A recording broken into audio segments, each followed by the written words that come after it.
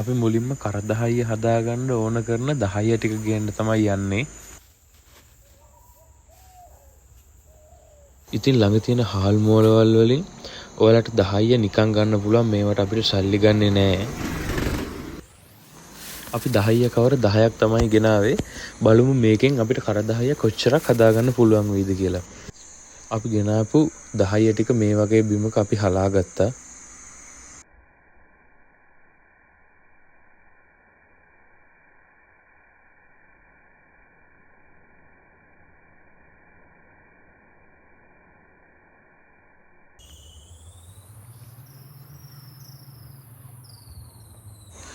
මේක කන්ද වගේ හිටින්ද මැද්දෙන් පොඩි වලක් හරගෙන ඒ වලේ තමයි අපි ගින්දර ටික තියන්න යන්නේ. අපි මේකට ගත්තේ ගිනි පොල් කට්ටක්.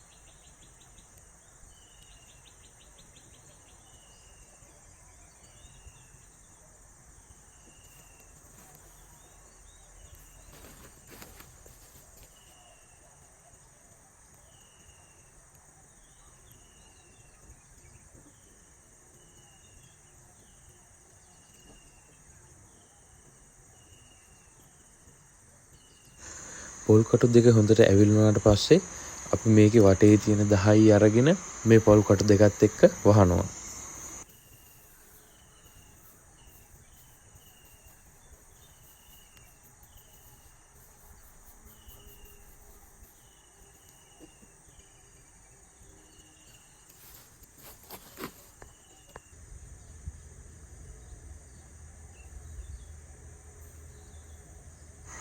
මේක දැන් අපිට පේන්නේ මෙතන ගින්දර නෑ වගේ. ඒ වුණාට පිටින් දුම විතරක් තිබ්බට මේක ඇතුලෙන් චුට්ට චුට්ට ඇවිලීගෙන පල්ලෙහාට යනවා.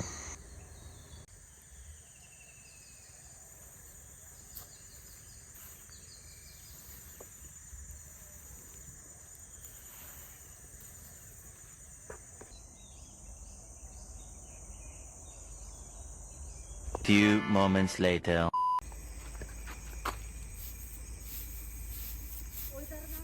වෙලාවරයි 12යි.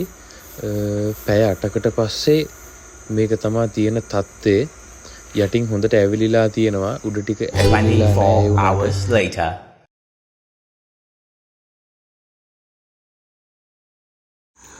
පැය 24කට පස්සේ මේක තමයි අපිට බලා ගන්න පුළුවන් තත්ත්වේ.